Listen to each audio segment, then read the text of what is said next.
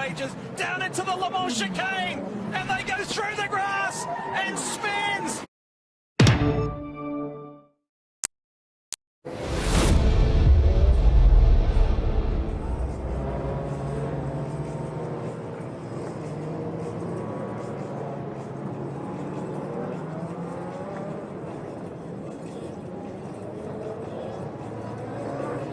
Lead, maybe they can protect her on the big crash. Is that Dwight Merriman in the 18? It is. The Era Motorsport LMP2 car. Turn 6. Defending class champions here at the Rolex. This is what went down.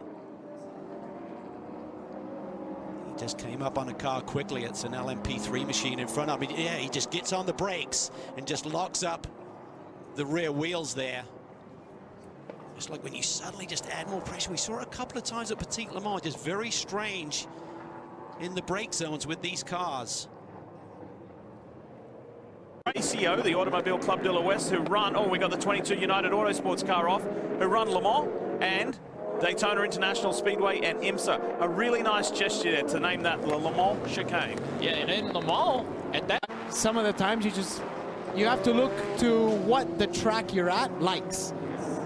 Spin on the racetrack. That's a Ferrari. Flipping it back around. Looks like he'll be able to continue and will stay under green. Yep. Hinch, you had a question. Talking on Thursday, that was the last thing that you drove before you came here, as we watch the replay here. And see just a little bit of contact. Yeah, a little bit. That is an absolute traffic jam. All types of classes through there. Everybody going to the grass, inside, outside. Here's an onboard shot. Luis Compact in that 21 Ferrari just ahead of this prototype, and he doesn't stand on the brake pedal. This guy's got waiting for him to lock up those brakes. Hanging out with you, the mayor is also here on pit road, and wait, we've got another spin. And is that one of your cars, Townsend? Oh, I hope not. Is that your car? Might be. Oh, Townsend, that's your car. The 12 with left rear damage. Say it ain't so, Frankie Montecalvo. My teammate, we have to find out what happened here.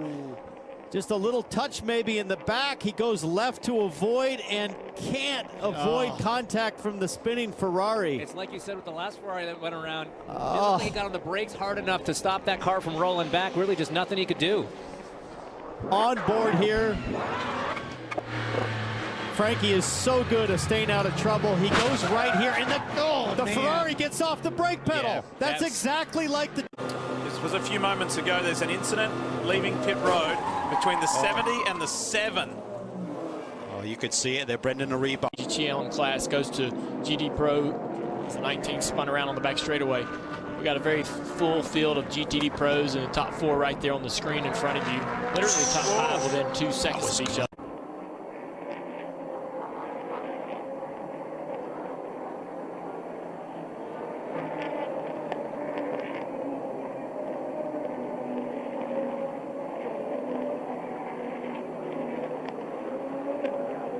Yeah, ran with them last year, but certainly some of them had a lot of success. 33 there, just in a little deep, doesn't want to lock up those tires, really dusty there. Yeah. Spinner. Action on track. Oh, it's in such a precarious position. The TR3 Lamborghini in GTD. Now, and what happened heading into the International Horseshoe. See the WeatherTech Porsche there. Just got in a little deep. He could get the call on that for incident responsibility. Just in there super late and just plows into the side of him. Yeah, he's pretty far back going in here. Yeah. I'm not sure if it was a move he kind of thought about. It looked like maybe the Lamborghini was leaving him the room. He did leave him the room, actually. He just went wide. He did. Waiting to see what. It's a big one. It's a 34 car. That's the GMG Porsche. Turn 5 is the West Horseshoe. When the tires are hot, you got to remember to use a few more RPM. Whoa. Mikkel Jensen got tagged there, did he? Tough to tell. Yeah, I'm not sure he did. May have just got on the power. When you're driving around under... Watching Elio do it, he is without a doubt the youngest 46-year-old I have ever seen. Oh, this right here, big yellow, force course yellow right here. Shank so excited that he could join us here, and now trouble for the Mueller Motorsports number 6, as it has heavy damage on track as well.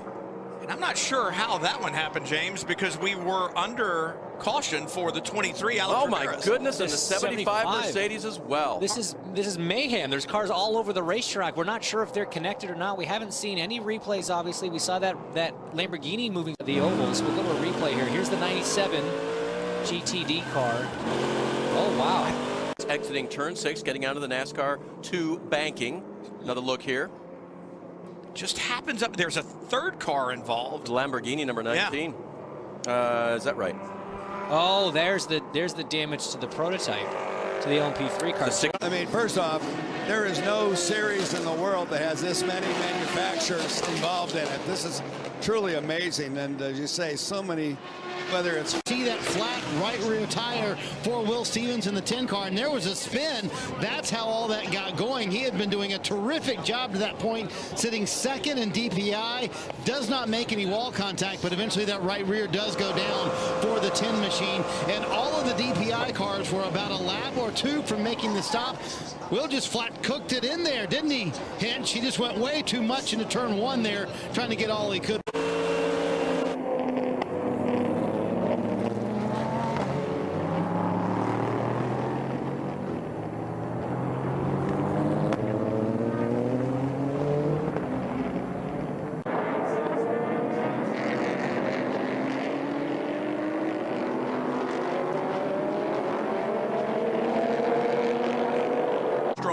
All weekend was super strong at the Roar Day.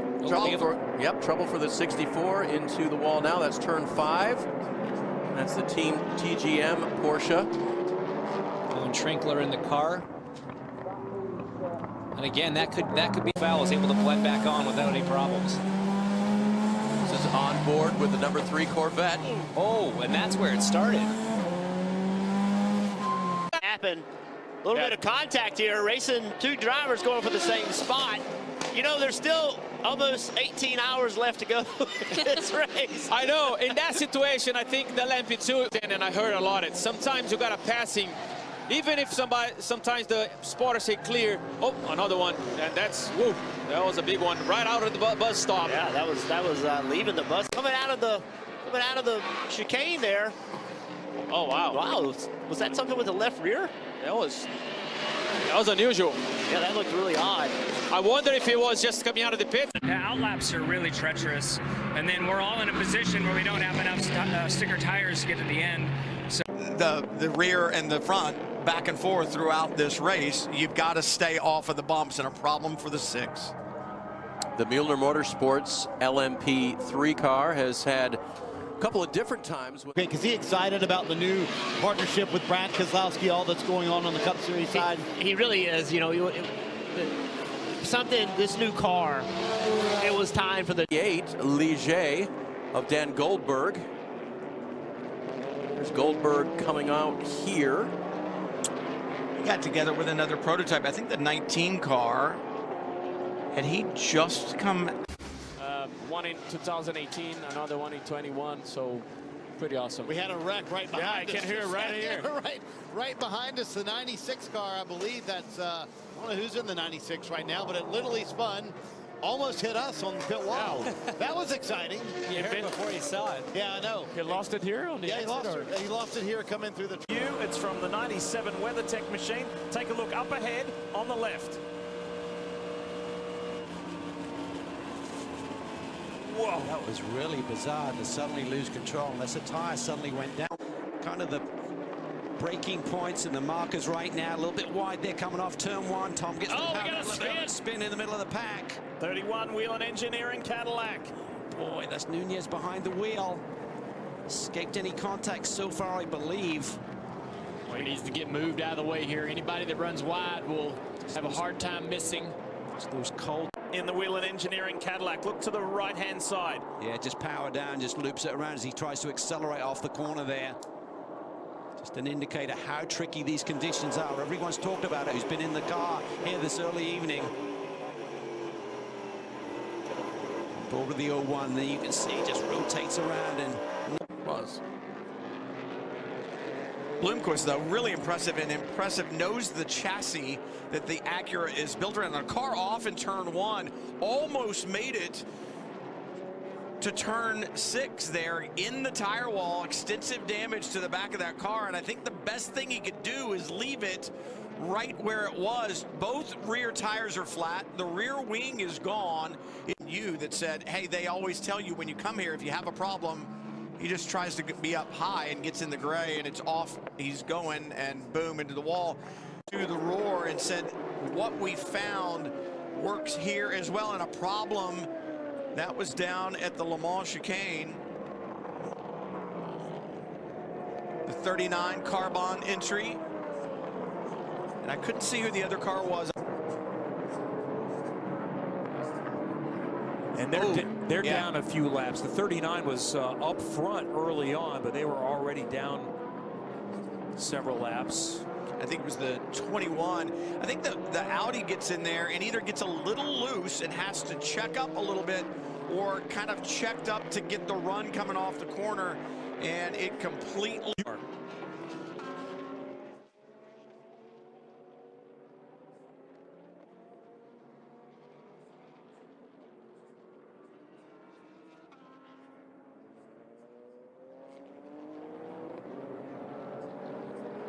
And it has impacted a couple of leaders. Marcus Ericsson had just gotten in to the 02 Cadillac, and he takes the 31 Action Express car of Tristan Nunez with him. I think he gets in there into the horseshoe. He tries to stay to the inside. We get that one late. Tries to the inside to block him a little bit.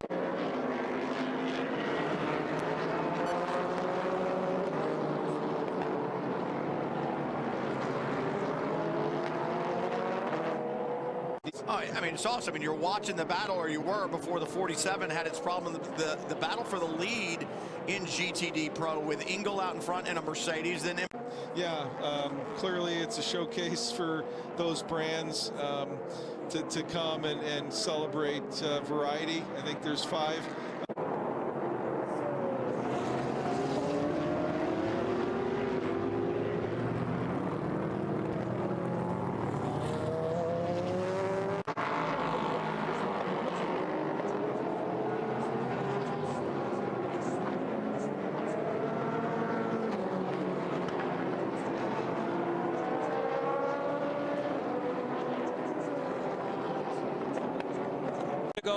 Let's see what happened. Top of the screen, you see the cars coming out of turn 2. They get together, and I don't know who hit who, but obviously the 2 cars made contact, and it's more than just a cut down tire. It is suspension damage. Front wheel up in the air because that right side tire is done, and as he turns in for the Le Mans chicane without that right rear suspension, he turns in and it puts load on suspension that is no longer there, and the car comes around at that point in time.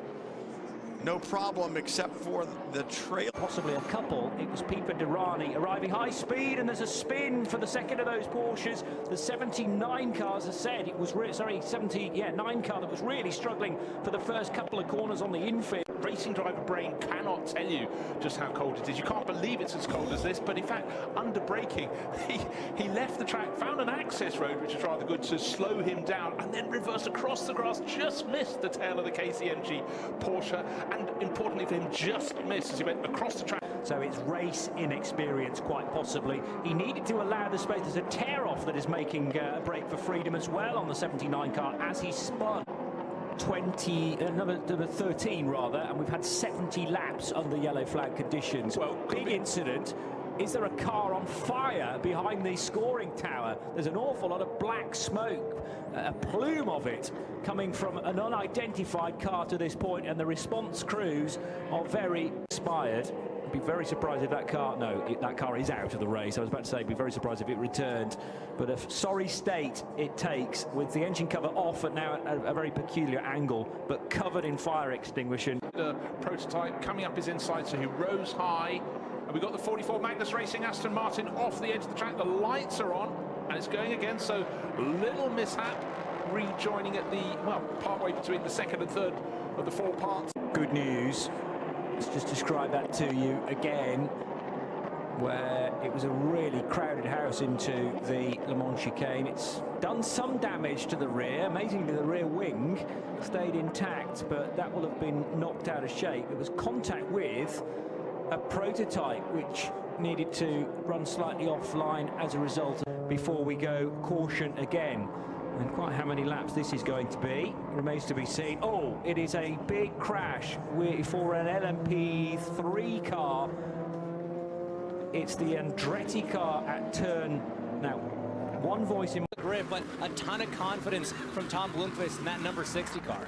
Oh, and contact behind. Tristan Nunez was hit by Tristan Vautier in the number 5, and he is off at the International Horseshoe. Before this caution, it was the Tristan show. We might actually see a penalty. You can see he came from quite far back. Whoa. Nunez didn't even know he was there. Vautier able to get away with it. That might lead to 25 minutes before the car actually comes in and you get to jump in. Oh, spin right in front. That is down in the Le Mans chicane. And that's one of the LMP3 cars. It's like the 54. It's the Core Autosport. Yep. George Kurtz behind the wheel. Had a good talk with George before the event got going. Prototype challenge race. Very, very same car, but not the same chassis. So yeah, it just looks like he lost it on entry there through the Le Mans chicane, the entry part there. Very easy to do. Deep brake zone, very high speed. You can see he's not quite committed. A little bit of rear lock maybe. It looks like on a downshift, sometimes when you pull that last gear down, if the revs don't match up properly, the rears can lock up. I believe that, Marty. When we go back to the original replay, Hitch, you pointed it out, we start to see whispers of smoke come up through the hood. And, you know, in my experience, that doesn't seem to be, I wouldn't call that one oil driven there unless there was contact with a little bit of loss of grip. But, you know, when you listen. Yes, he's got the spot and a spin in front of them. United Autosports LMP2 car. That's being driven right now by Guy Smith. He gets it corrected also. And that's the 11, Josh Pearson, who's had a couple issues with the penalties. We saw had a couple problems, but let's go back, take a look at the replay. Whoa. Just locked it up under braking. So easy to do. You know, we talked about the downshifts having an effect, cold tires out. For that, and they're looking at their stints. Where are we going to put our players as the 48 now has an issue? Jimmy Johnson behind the wheel, and it has spun off track. They had problems overnight in that. Horseshoe on the brakes, get to the, oh, just carries. It's his outlap, Hinch. Oh, cold tires, say, got to the apex okay. Maybe just rolled a little bit too much speed, still had maybe went to the throttle right at that point. Yeah, you can just see it steps out. It's so easy to do. And the traction control is so good on these DPIs that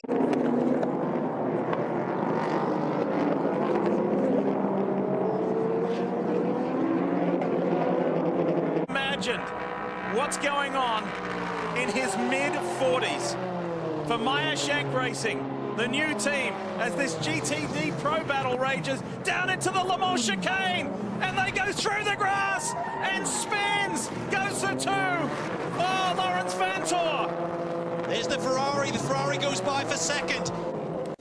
Now, with that in mind, how about this? What a battle. Yeah, you knew chicane here that this was just not going to work out for one of these cars. Just full send. You have to do it. Lawrence has said, I've won big races. I want this one. I want that Rolex.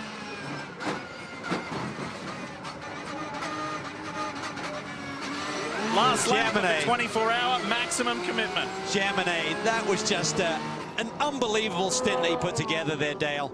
Yeah, I agree. I mean, great racing from both these guys. You got to give Vanthor a lot of credit, too. He was aggressive, driving like a NASCAR stock car. But,